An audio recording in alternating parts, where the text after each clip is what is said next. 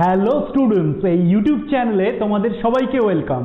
আজকে স্টুডেন্টস আমরা ক্লাস 11-এর একটা এক্সট্রিমলি ইম্পর্টেন্ট টপিক নিয়ে ডিসকাস করব, যেটা নিট, জেই, কেবিপিওয়াই এই সমস্ত কম্পিটিটিভ এক্সামিনেশনের জন্য এক্সট্রিমলি ইম্পর্টেন্ট। আর এই টপিকটা যদি তোমরা খুব ভালো করে রেডি করে নাও, তাহলে inorganic chemistry and organic chemistry দুটো জায়গা থেকেই এই টপিকের ওপরে বেসড করে যে কোনো প্রবলেম আসুক না কেন, তোমরা এক্সামিনেশনে খুব ইজিলি সলভ করতে পারবে। এই টপিকটা হলো ডাইপোল মোমেন্ট। আজকে স্টুডেন্টস এই ভিডিওতে তোমরা ডাইপোল মোমেন্টটাকে খুব ভালোভাবে বুঝতে পারবে, অ্যান্ড ডাইপোল মোমেন্ট থেকে যে কোনো প্রবলেম আসুক না কেন তোমরা এক্সামিনেশন হলে খুবই ইজিলি সলভ করতে পারবে। আমরা ডাইপোল মোমেন্টের এই ক্লাসটাকে দুটো পার্টে ডিসকাস করব, যেখানে ফার্স্ট পার্টে আমরা ডাইপোল মোমেন্ট রিগার্ডিং সমস্ত কনসেপ্ট ইন ডিটেলস কভার করব, অ্যান্ড ডাইপোল মোমেন্টের নেক্সট ভিডিওতে আমরা কম্পিটিটিভ এক্সামিনেশনে কি ধরনের কোশ্চেন আসতে পারে তার কোশ্চেন অ্যান্সার প্র্যাকটিস করব। তাহলে চলো স্টুডেন্টস, ডাইপোল মোমেন্টের এই ইন্টারেস্টিং ক্লাসটা শুরু করা যাক।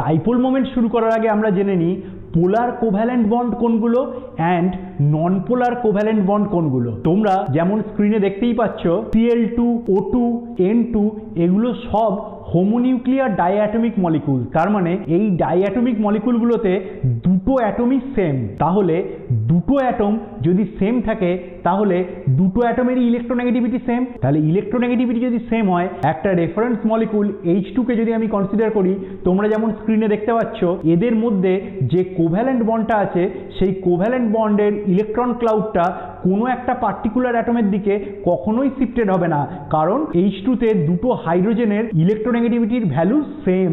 ওই জন্য এই বন্ডটা হলো পারফেক্টলি নন পোলার। তার মানে ইলেকট্রন ক্লাউডটা পার্টিকুলার কোনো অ্যাটমের দিকে কখনোই শিফটেড হয়ে থাকবে না যখন দুটো অ্যাটমের ইলেকট্রোনেগেটিভিটি সেম হবে। অন দ্য আদার হ্যান্ড, আমরা যদি এমন মলিকুলকে কনসিডার করি যেখানে করেসপন্ডিং দুটো অ্যাটমের মধ্যে অনেকটাই ইলেকট্রোনেগেটিভিটির ডিফারেন্স আছে, সেই ক্ষেত্রে কোনো একটা পার্টিকুলার অ্যাটমের দিকে ইলেকট্রন ক্লাউডটা শিফটেড হয়ে যাবে। এই টাইপের মলিকুলগুলো কিরকম?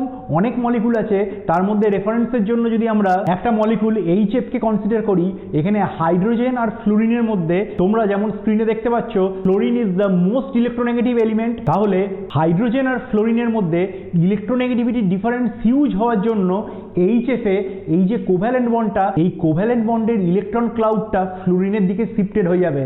তোমরা যেমন স্ক্রিনে দেখতে পাচ্ছ, তাহলে যদি ফ্লোরিনের দিকে ইলেকট্রন ক্লাউডটা শিফটেড হয়ে যায়, তাহলে ফ্লোরিনটা to some extent negatively charged হবে, অ্যান্ড হাইড্রোজেনটা to some extent positively charged হবে। সেটাই হাইড্রোজেনের মাথায় ডেল্টা প্লাস দিয়ে ডিনোট করা হয়, অ্যান্ড ফ্লোরিনের মাথায় ডেল্টা মাইনাস দিয়ে ডিনোট করা হয়, যেহেতু এখানে একটা পোলারিটি ক্রিয়েটেড হলো। অ্যান্ড এই বন্ডটা হলো পোলার কোভ্যালেন্ট বন্ড। এইরকম পোলার কোভ্যালেন্ট বন্ডের আরো এক্সাম্পল হচ্ছে HCl, HBr, HI এটসেট্রা। যেখানে করেসপন্ডিং দুটো অ্যাটমের মধ্যে ইলেকট্রোনেগেটিভিটি ডিফারেন্স হবে, সেই বন্ডটাই হবে পোলার কোভ্যালেন্ট বন্ড। Clear student? তাহলে স্টুডেন্টস, কোনো মলিকুলের যদি সমস্ত বন্ডগুলো নন পোলার হয় অ্যান্ড সেই মলিকুলটাতে যদি কোনো লোন পেয়ার না থাকে, তাহলে সেই মলিকুলে কখনোই ডাইপোল মোমেন্ট অ্যারাইজ করবে না। এটা তো স্টুডেন্টস আমরা জানলাম পোলার কোভ্যালেন্ট বন্ড কোনগুলো and non polar covalent bond কোনগুলো। এবারে চলো স্টুডেন্টস আমরা দেখি এই পোলার কোভ্যালেন্ট বন্ডের সঙ্গে ডাইপোল মোমেন্টের কি রিলেশনশিপ, অ্যান্ড ডাইপোল মোমেন্টটা কেন অ্যারাইজ করে। এই কনটেক্সটে একটা জিনিস এখানে মাথায় রেখে দিও স্টুডেন্ট, যে কোনো একটা মলিকুলের যদি সমস্ত বন্ডগুলো নন পোলার হয় অ্যান্ড সেই মলিকুলে যদি কোনো লোন পেয়ার না থাকে, তাহলে স্টুডেন্টস কখনোই সেই মলিকুলে ডাইপোল মোমেন্ট অ্যারাইজ করবে না, মানে সেই মলিকুলের ডাইপোল মোমেন্টের ভ্যালু হবে 0।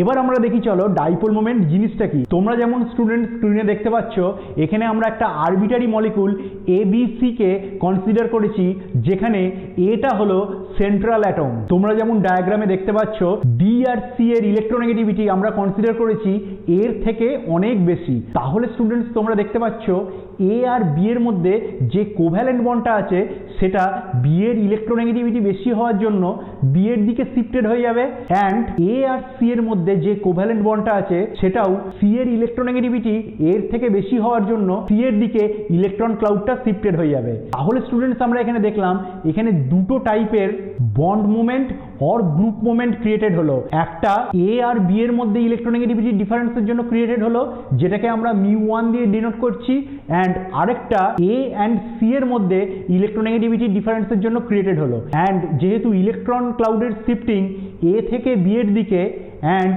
এ থেকে সি এর দিকে হলো, সেই জন্য এই বন্ড মোমেন্ট অর গ্রুপ মোমেন্টেরও ডাইরেকশনটা হবে এর থেকে বি এর দিকে অ্যান্ড এর থেকে সি এর দিকে, তোমরা যেমন ডায়াগ্রামে দেখতে পাচ্ছ। এটা তো বুঝলাম আমরা individual bond moment or group moment. তাহলে এটার সঙ্গে ডাইপোল মোমেন্টের কি রিলেশনশিপ? ডাইপোল মোমেন্ট হলো এই ইন্ডিভিজুয়াল বন্ড মোমেন্টের রেজাল্টেন্ট ভেক্টর সাম, যেটাকে ডায়াগ্রামে আমরা রিপ্রেজেন্ট করব মিউ আর দিয়ে, that is mu resultant. And এই মিউ রেজাল্টেন্টের ভ্যালুটাই হবে মলিকুলটার ডাইপোল মোমেন্টের ভ্যালু।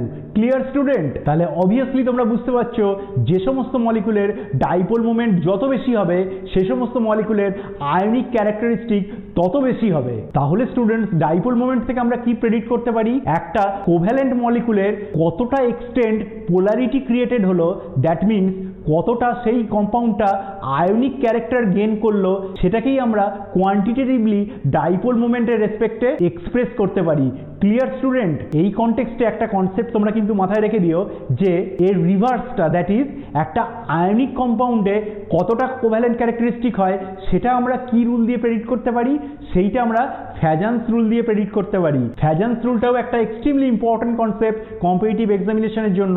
তোমাদের স্টুডেন্টস যাদের ফ্যাজান্স রুল জায়গাটা ক্লিয়ার নেই, আমার ফ্যাজান্স রুলের ভিডিওগুলো ওপরের আই বাটনে ক্লিক করে অথবা নিচে ডেসক্রিপশনে ক্লিক করে দেখে নিতে পারো। তাহলে স্টুডেন্টস তোমাদের কনসেপ্টগুলো একদম ক্রিস্টাল ক্লিয়ার হয়ে যাবে। তাহলে স্টুডেন্টস এই ডাইপোল মোমেন্টটাকে আমরা কিভাবে এক্সপ্রেস করতে পারি? খুব ইজিলি ডাইপোল মোমেন্টটাকে আমরা এক্সপ্রেস করতে পারি চার্জ সেপারেশন। যে অ্যামাউন্টের চার্জ সেপারেশন হলো সেই চার্জ সেপারেশন মাল্টিপ্লাইড বাই কতটা এরিয়া জুড়ে চার্জ সেপারেশনটা হলো, that is distance. So mu is equals two charge into distance. এইভাবে আমরা খুব সহজে এই ডাইপোল মোমেন্টকে এক্সপ্রেস করতে পারি। এবার চলো আমরা দেখে নিই ডাইপোল মোমেন্টের ইউনিট কি হয়। ডাইপোল মোমেন্টকে দুটো ইউনিটে এক্সপ্রেস করা যায়, একটা হলো সিজিএস ইউনিট অ্যান্ড আরেকটা হলো এসআই ইউনিট। ডাইপোল মোমেন্টের সিজিএস ইউনিট যেটা নিউমেরিক্যালে খুব বেশি ইউজড হয় সেটা হলো ডিবাই, এটাকে ডি দিয়ে রিপ্রেজেন্ট করা হয়। And 1 debye is equals to 10⁻⁻18 ESU centimetre. তোমরা স্টুডেন্টস কনফিউজড হতে পারো যে হোয়াই 10⁻⁻18 এরকম একটা টার্ম কেন? এটাও স্টুডেন্টস খুব ইজিলি বোঝা যাবে। দেখো স্টুডেন্টস, আগেই আমরা বললাম ডাইপোল মোমেন্টটাকে কিভাবে এক্সপ্রেস করা যায়। Dipole moment is equals two charge into distance. এবার স্টুডেন্টস আমরা সবাই জানি ইলেকট্রনের চার্জ কত হয়?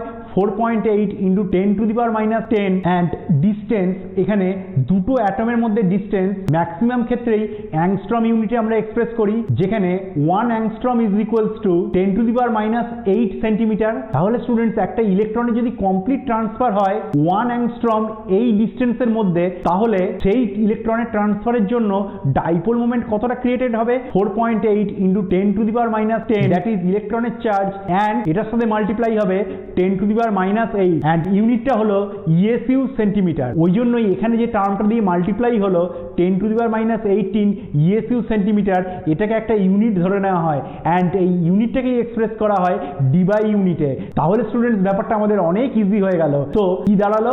1 debye is equals to 10⁻18 ESU centimetre. তাহলে বোঝা গেল স্টুডেন্টস কেন 1 debye is equal to 10⁻18 ESU centimetre. এইভাবে যদি তোমরা কনসেপচুয়ালি বোঝো তাহলে দেখবে ব্যাপারগুলো খুব সহজে তোমাদের মাথায় থেকে যাবে অ্যান্ড মুখস্থ করার জন্য একদমই বেশি এফোর্ট দিতে হবে না। Clear student? এবার আমরা দেখি এসআই ইউনিট। এসআই ইউনিটে চার্জের ইউনিট কি? কুলম, অ্যান্ড ডিস্টেন্সের ইউনিট মিটার। তাহলে অবশ্যই বুঝতে পারছো ইউনিটটা হবে কুলম মিটারে। সিজিএস এ যেমন ইএসইউ সেন্টিমিটার ইউনিটে হয়েছিল, এখানে হবে কুলম মিটারে। এবার ডিবাইয়ের সাথে কুলম মিটারের কনভার্সন ফ্যাক্টরটা তোমাদের স্টুডেন্টস একটু মাথায় রাখতে হবে, কারণ নিউমেরিক্যালে যদি ডিবাইয়ে দেওয়া থাকে অ্যান্ড অ্যান্সার যদি তোমাকে কুলম মিটারে বের করতে বলে, তাহলে তোমাদের এই কনভার্সন ফ্যাক্টরটা কিন্তু মাথায় রাখতে হবে। তোমরা যেমন বোর্ডে দেখতে পাচ্ছ 1 debye is equals to 10⁻18 ESU centimetre is equals to 3.33 into 10⁻30 coulomb metre. Clear student? এই কনভার্সন ফ্যাক্টরটা তোমাদের কিন্তু মাথায় রাখতে হবে। এবার চলো স্টুডেন্টস আমরা চলে আসি ডাইপোল মোমেন্টের সবচেয়ে ইম্পর্টেন্ট জায়গা। কেন ডাইপোল মোমেন্ট এত important for exam point of view সেটা আমরা এখন ডিসকাস করব। ডাইপোল মোমেন্টের টোটাল 5টা অ্যাপ্লিকেশন আছে। এই 5টা অ্যাপ্লিকেশন কি কি তোমরা যেমন স্ক্রিনে দেখতে পাচ্ছ, সবার প্রথম অ্যাপ্লিকেশন হচ্ছে to determine the percentage of ionic character of A covalent bond. মানে কোনো একটা কোভ্যালেন্ট বন্ডে কতটা পার্সেন্ট আয়নিক ক্যারেক্টার ইন্ট্রোডিউস হয়েছে সেটা ডাইপোল মোমেন্ট দিয়ে আমরা খুব সহজেই কোয়ান্টিটেটিভলি এক্সপ্রেস করতে পারি। নেক্সট অ্যাপ্লিকেশনটা হচ্ছে distinction between cis and trans isomer. Cis আর ট্রান্স আইসোমারের মধ্যে আমরা ডাইপোল মোমেন্টের ভ্যালু দিয়ে খুব সহজেই ডিস্টিংগুইশ করতে পারবো কোনটা সিস আইসোমার অ্যান্ড কোনটা trans isomer.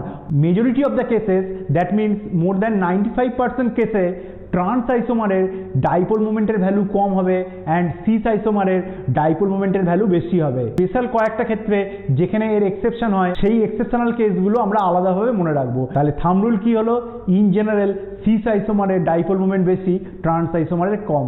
Clear student? Next অ্যাপ্লিকেশনটা হচ্ছে distinction between ortho, meta and para isomer. এই সমস্ত অ্যাপ্লিকেশনগুলো আমরা ইন ডিটেলস এক্ষুনি ডিসকাস করব, তখন স্টুডেন্টস তোমাদের কনসেপ্ট একদম ক্রিস্টাল ক্লিয়ার হয়ে যাবে। ডাইপোল মোমেন্টের নেক্সট অ্যাপ্লিকেশন হলো prediction of relative boiling point. আমরা স্টুডেন্টস আগেই দেখলাম যে ডাইপোল মোমেন্টের ভ্যালু যত বেশি হবে তার মানে সেই কম্পাউন্ডের আয়নিক নেচার তত বেশি হবে। অ্যান্ড আমরা আগেই জানি যে কোনো কম্পাউন্ডের আয়নিক নেচার যত হবে তত সেই মলিকুলগুলোর মধ্যে ইন্টারমলিকুলার ফোর্সেস অফ অ্যাট্রাকশনটা স্ট্রং হবে। তাহলে ইন জেনারেল কি হলো? যে সমস্ত কম্পাউন্ডের ডাইপোল মোমেন্ট বেশি সে সমস্ত কম্পাউন্ডের বয়েলিং পয়েন্টও বেশি।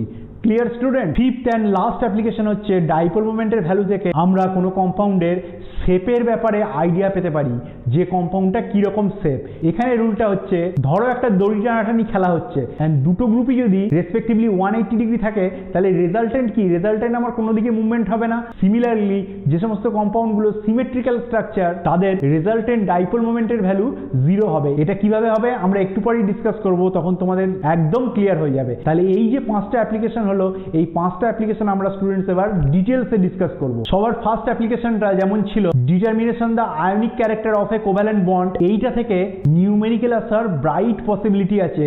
অনেকবার এসেওছে যে এরকম ভাবে নিউমেরিক্যালটা বলে দিয়েছে কোনো একটা মলিকুল, ধরো HCl, তার এক্সপেরিমেন্টালি অবজার্ভড ডাইপোল মোমেন্টের ভ্যালুটা বলে দিয়েছে অ্যান্ড HCl এর হাইড্রোজেন আর ক্লোরিনের মধ্যে বন্ড ডিস্টেন্সটা বলে দিয়েছে। এই দুটো ডেটা থেকে আমাকে প্রেডিক্ট করতে হবে কম্পাউন্ডের পার্সেন্টেজ অফ আয়নিক ক্যারেক্টার। খুব ভালো করে স্টুডেন্ট এই কনসেপ্টটা বুঝবে। ডাইপোল মোমেন্টের রেসপেক্টে পার্সেন্টেজ অফ আয়নিক ক্যারেক্টারের এক্সপ্রেশন হলো percentage of ionic character is equals to mu observed by mu ionic multiplied by 100। এখানে মিউ অবজার্ভ মানে এক্সপেরিমেন্টালি অবজার্ভ যে ডাইপোল মোমেন্টের ভ্যালুটা পেয়েছি সেটা, অ্যান্ড মিউ আয়নিক এইটা মানে ইলেকট্রনটা যদি কমপ্লিট ট্রান্সফার হয়ে যেত তাহলে মিউ কতটা অ্যারাইজ করতো, মানে মিউ এর ভ্যালুটা কত হতো। তাহলে ইলেকট্রনের যদি কমপ্লিট ট্রান্সফার হয় তাহলে ইলেকট্রনের চার্জ কত? 4.8 ইন্টু 10⁻10। এই অ্যামাউন্টের চার্জ কতটা ডিস্টেন্সে ট্রান্সফার হচ্ছে সেটা হচ্ছে দুটো অ্যাটমের মধ্যে বন্ড লেন্থ। বন্ড লেন্থ কত ভ্যালু বলে দিয়েছে, তাহলে সেখান থেকে আমার মিউ আয়নিকের ভ্যালুটা বেরিয়ে যাবে। তোমাদের স্টুডেন্টস ব্যাপারটা আরো ক্লিয়ারলি বোঝার জন্য এই নিউমেরিক্যালটাকে রেফারেন্স ধরে যদি আমরা এটা ডিসকাস করে দিই, দেখো ব্যাপারটা আরো ইজিয়ার হবে। নিউমেরিক্যালটা স্টুডেন্টস যেমন তোমরা স্ক্রিনে দেখতে পাচ্ছ, the experimental value of dipole moment of HCl is 1.03 dBi. The length of HCl bond is 1.275 angstrom. Determine the percentage of ionic character of HCl bond. এইটা স্টুডেন্টস নিউমেরিক্যালটা আছে। তাহলে স্টুডেন্টস আমরা আগেই ডিসকাস করলাম percentage of ionic character is equals to mu observed by mu ionic multiplied by 100. তাহলে mu observed that is experimentally determined dipole moment এর ভ্যালুটা কত? 1.03 dBi। তাহলে 1.03 dBi যখন আছে তাহলে dBiটাকে আমাকে কনভার্ট করে নিতে হবে ESU সেন্টিমিটারে।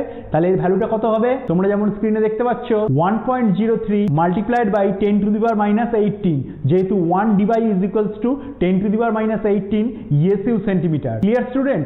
এবার নিচে এটা কি করতে হবে? এটা ডিভাইডেড বাই, যদি কম্পাউন্ডটা 100% আয়নিক হতো তার মানে ইলেকট্রনের কমপ্লিট ট্রান্সফার হতো, তাহলে মিউটা কত হতো?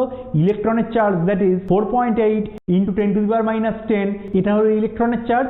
আর কতটা ডিস্টেন্সের মধ্যে হচ্ছে সেটা বলে দিয়েছে HCl এর বন্ড লেন্থটা কত বলে দিয়েছে 1.275 অ্যাংস্ট্রম। তাহলে 1.275 মাল্টিপ্লাইড বাই 10⁻⁸ অ্যান্ড টোটালটা কি হলো ESU সেন্টিমিটার। Clear student? তাহলে এটা হলো ফ্র্যাকশন অফ আয়নিক ক্যারেক্টার। তাহলে পার্সেন্টেজ অফ আয়নিক ক্যারেক্টার বার করতে গেলে এই টোটালটা কি করতে হবে মাল্টিপ্লাইড বাই 100। তাহলে এটা করে তোমরা যেমন স্ক্রিনে দেখতে পাচ্ছ ভ্যালুটা আসবে 16.83%-এর মতো। তাহলে HCl এ H অ্যান্ড Cl এর মধ্যে কোভ্যালেন্ট বন্ডটার পার্সেন্টেজ অফ আয়নিক ক্যারেক্টার হলো 16.83%। Clear student? এটা হলো আমাদের dipole মোমেন্টের first application.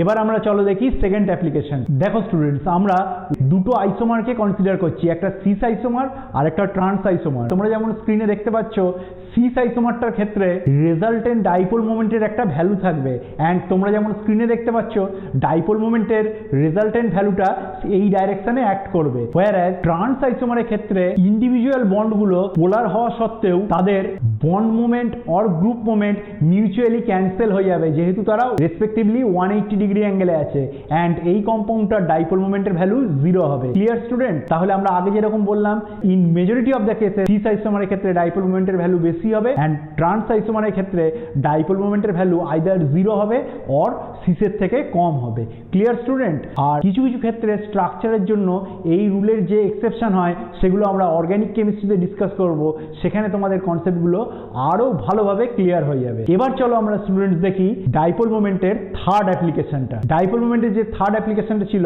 Distinction between ortho, meta and para isomer, এই ব্যাপারগুলো খুব ভালো করে বুঝবে স্টুডেন্টস, কারণ এই জায়গাগুলো খুবই কনসেপচুয়াল অ্যাজ ওয়েল অ্যাজ খুবই ইন্টারেস্টিং। যাদের অর্থো, মেটা আর প্যারা পজিশন কোনগুলো এগুলো আইডিয়া নেই তাদের জন্য একটুখানি বলে দিই। তোমরা যেমন স্ক্রিনে দেখতে পাচ্ছ একটা বেঞ্জিন রিং, এই বেঞ্জিন রিংয়ে ধরো যে পজিশনটা আমি দেখাচ্ছি সেই পজিশনে একটা গ্রুপ জি আছে। তাহলে এই গ্রুপটার রেসপেক্টে ইমিডিয়েট পাশের দুটো পজিশন হচ্ছে তোমরা যেমন স্ক্রিনে দেখতে পাচ্ছ অর্থো পজিশন, তারপরের দুটো পজিশন হচ্ছে মেটা পজিশন, অ্যান্ড সেই গ্রুপটার থেকে ফার অ্যাপার্ট যেটা 180 ডিগ্রি অ্যাঙ্গেলে আছে সেই পজিশনটা হচ্ছে প্যারা পজিশন। তাহলে একটা গ্রুপ জি যদি প্রেজেন্ট থাকে তার রেসপেক্টে করেসপন্ডিং দুটো অর্থ পজিশন থাকে, দুটো মেটা পজিশন থাকে, অ্যান্ড একটা প্যারা পজিশন থাকে। Clear student? এবার দেখো স্টুডেন্টস, তোমাদের বুঝতে ব্যাপারগুলো খুবই সুবিধা হবে। এখানে স্টুডেন্টস দুটো ক্যাটাগরি অ্যারাইজ করবে, যেখানে ফার্স্ট ক্যাটাগরিটা হলো বেঞ্জিন রিং এর সাথে যে সমস্ত গ্রুপগুলো আছে বা সাবস্টিটিউয়েন্টগুলো আছে তাদের বন্ড মুভমেন্ট একই ডাইরেকশনে অ্যাক্ট করবে। অ্যান্ড নেক্সট কেসে আমরা ডিসকাস করব যেখানে বেঞ্জিন রিংয়ের সাথে যে সাবস্টিটিউয়েন্ট অর গ্রুপগুলো আছে তাদের bond moment or group moment different ডাইরেকশনে অ্যাক্ট করবে। তাহলে চলো স্টুডেন্টস ফার্স্ট ক্যাটাগরিটা ডিসকাস করি, যেখানে বেঞ্জিন রিংয়ের সাথে যে সমস্ত গ্রুপ বা সাবস্টিটিউয়েন্টগুলো আছে তাদের bond moment or group moment একই ডাইরেকশনে অ্যাক্ট করছে। আমরা ব্যাপারটা ক্লিয়ারলি বোঝার জন্য অর্থো, মেটা অ্যান্ড প্যারার তিনটে আইসোমার তোমরা যেমন স্ক্রিনে দেখছো এইগুলোকে কনসিডার করছি, যেখানে বেঞ্জিন রিংয়ের হাইড্রোজেনকে রিপ্লেস করে একটা ক্লোরিন অ্যাটম এসছে অ্যান্ড একটা ব্রোমিন অ্যাটম এসছে। তাহলে অর্থো, মেটা অ্যান্ড প্যারা পজিশনে যে গ্রুপগুলো আছে তোমরা যেমন স্ক্রিনে দেখতে পাচ্ছ বেঞ্জিন রিংয়ের কার্বন আর ক্লোরিন আর ব্রোমিনের মধ্যে ক্লোরিন আর ব্রোমিনের ইলেকট্রোনেগেটিভিটির ডিফারেন্স অনেক বেশি কার্বনের থেকে। তাহলে বেঞ্জিন রিংয়ের সাথে যে ক্লোরিনটা আছে তার বন্ড মোমেন্ট যে ডাইরেকশনে অ্যাক্ট করছে, দেখো কার্বনের সাথে যখন ব্রোমিন লিঙ্কড আছে তারও বন্ড মোমেন্ট একই ডাইরেকশনে অ্যাক্ট করছে। তাহলে এটা সেই কেস যেখানে সাবস্টিটিউয়েন্টের বন্ড মোমেন্ট অর গ্রুপ মোমেন্টগুলো একই ডাইরেকশনে অ্যাক্ট করছে। Clear student? তাহলে দেখো স্টুডেন্টস এবার কি হয়। আমরা আগেই দেখেছিলাম যে dipole moment that is individual bond moment or group মোমেন্টের যে রেজাল্টেন্ট ভেক্টর সাম সেটাই ডাইপোল মোমেন্ট। তাহলে তাদের রেজাল্টেন্ট ভেক্টর সামের ভ্যালুটা কি হয় আমরা ইজিলি ফিজিক্সের কনসেপ্ট থেকে জানি যে μr √μ1 plus μ2 square plus twice μ1 μ2 cos theta, যেখানে থিটাটা হচ্ছে দুটো বন্ড মুভমেন্ট যে অ্যাঙ্গেলে আছে তাদের করেসপন্ডিং অ্যাঙ্গেলটা। এবার দেখো স্টুডেন্টস একটা ইন্টারেস্টিং জিনিস হবে, এক্সপ্রেশনটাতে দেখো কি আছে √μ1 plus μ2 square plus twice μ1 μ2 cos theta. তাহলে μ1 এর ভ্যালু পজিটিভ বা নেগেটিভ যাই হোক না কেন μ1 স্কোয়ার অলওয়েজ একটা পজিটিভ কোয়ান্টিটি। সিমিলারলি μ2 এর ভ্যালু যাই হোক না কেন পজিটিভ বা নেগেটিভ μ2 স্কোয়ারও একটা অলওয়েজ পজিটিভ কোয়ান্টিটি। এবার দেখো টোয়াইস μ1 μ2 cos থিটা, এখানে μ1 অ্যান্ড μ2 যেহেতু ডাইরেকশন সেম তাহলে μ1 μ2 এই দুটোর প্রোডাক্টের ভ্যালু একটা পজিটিভ কোয়ান্টিটি, যেহেতু μ1 অ্যান্ড μ2 দুটোরই ডাইরেকশন সেম। তাহলে রুট ওভারের মধ্যে এই টোটাল যতগুলো টার্ম আছে μ1 square plus μ2 square plus twice μ1 μ2 এই পর্যন্ত সমস্ত টার্মগুলো পজিটিভ টার্ম। এবার দেখো স্টুডেন্ট, অর্থ আইসোমারের ক্ষেত্রে সাবস্টিটিউয়েন্টগুলোর মধ্যে ইন বিটুইন অ্যাঙ্গেলটা কত? 60 ডিগ্রি।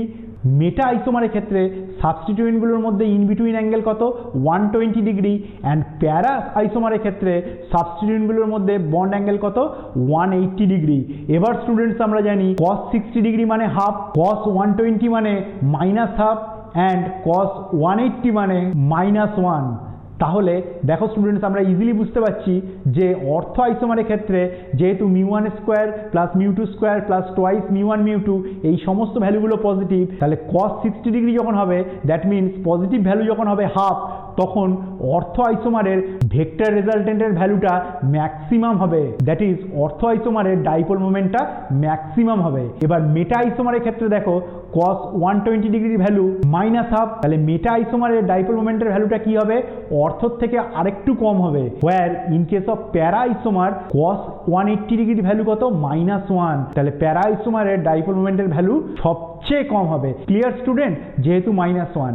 আর এখানে সাবস্টিটিউয়েন্টগুলো যেহেতু আলাদা আলাদা আছে, একবার ক্লোরিন আছে আর একবার ব্রোমিন আছে, সেই জন্য প্যারা আইসোমারের ডাইপোল মোমেন্ট থাকবে কিন্তু অর্থ আর মেটার থেকে অনেক কম থাকবে। কিন্তু এই আইসোমারগুলোতেই যদি দুটো গ্রুপই সেম হয়ে যেত, মানে দুটোই ক্লোরিন বা দুটোই ব্রোমিন এরকম হতো, তাহলে ইন দ্যাট কেস প্যারা আইসোমারের কোনো ডাইপোল মোমেন্ট থাকতো না। Clear student?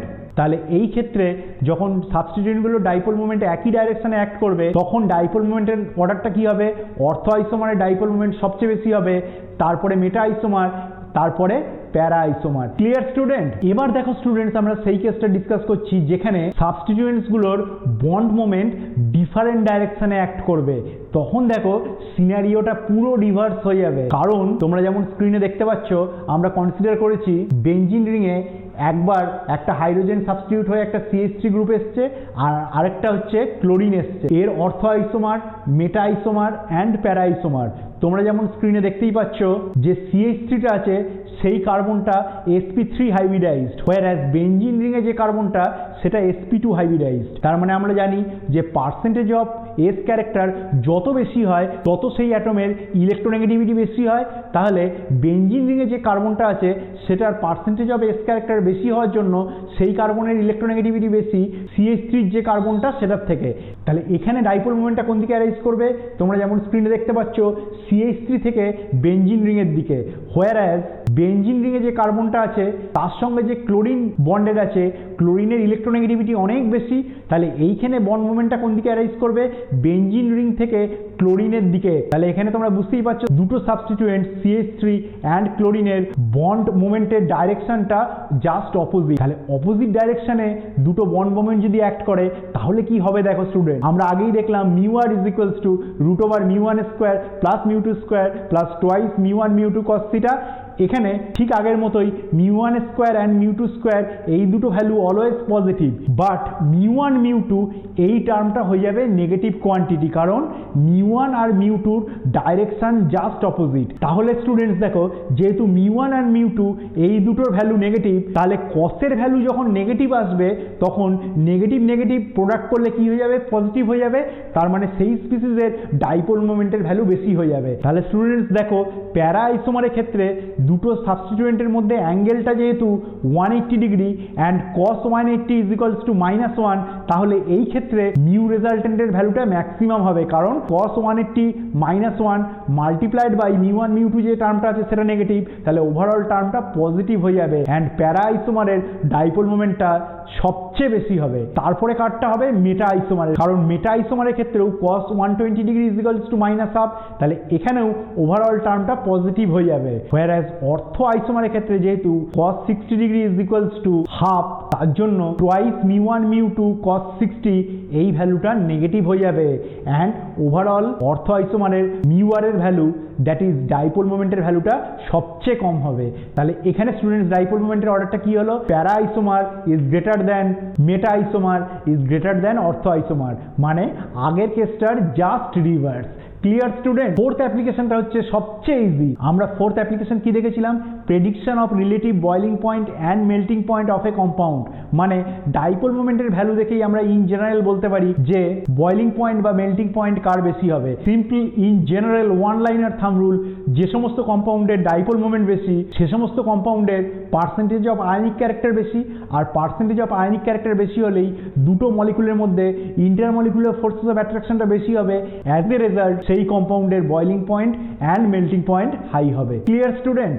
লাস্ট এই ফিফথ অ্যাপ্লিকেশনটা হচ্ছে স্টুডেন্ট সবচেয়ে বেশি ইম্পর্টেন্ট। টোটাল 7টা টাইপের মলিকুল তোমাদের এই সিলেবাসে আছে, যেখানে কম্পাউন্ডের সিমেট্রিক্যাল স্ট্রাকচারের জন্য ডাইপোল মোমেন্টের ভ্যালু 0 হবে। তার মধ্যে ফার্স্ট এক্সাম্পল তোমরা যেমন স্ক্রিনে দেখতে পাচ্ছ Ab2 টাইপের মলিকুল, যেখানে লিনিয়ার শেপের জন্য ইন্ডিভিজুয়াল দুটো bond moment mutually cancel out হবে অ্যান্ড মলিকুলটার ডাইপোল মোমেন্ট 0 হবে। এই Ab2 টাইপের মলিকুল তোমরা যেমন স্ক্রিনে দেখতে পাচ্ছ এর এক্সাম্পল হচ্ছে CO2, যেখানে ইন্ডিভিজুয়াল কার্বন অ্যান্ড অক্সিজেন এদের মধ্যে ইলেকট্রনিক ডিফারেন্সের জন্য ইন্ডিভিজুয়াল বন্ডটা পোলার, কিন্তু অ্যাজ এ হোল কম্পাউন্ডের ডাইপোল মোমেন্ট 0, যেহেতু দুটো মোমেন্ট মিউচুয়ালি একটাকে আরেকটা ক্যান্সেল করে দিচ্ছে। অ্যাজ এ রেজাল্ট ডাইপোল মোমেন্টের ভ্যালুটা 0 হবে। Clear student? নেক্সট এক্সাম্পল তোমরা যেমন স্ক্রিনে দেখতে পাচ্ছ Ab4 টাইপের মলিকুল, এটারও ইন্ডিভিজুয়াল বন্ড মোমেন্টগুলো একটাকে আরেকটা ক্যান্সেল করবে অ্যান্ড টোটাল মলিকুলটার অ্যাজ এ হোল ডাইপোল মোমেন্টের ভ্যালু 0 হবে।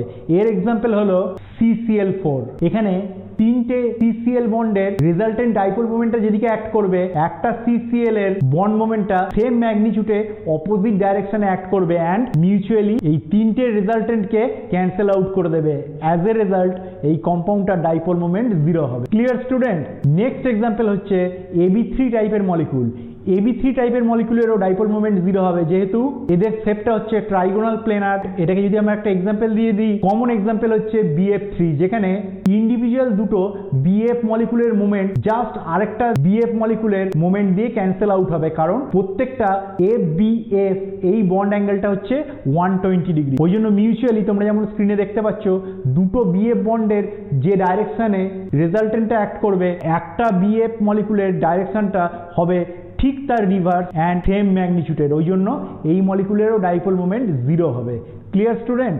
নেক্সট এক্সাম্পল হচ্ছে AB5 geometry, that is trigonal bipyramidal geometry.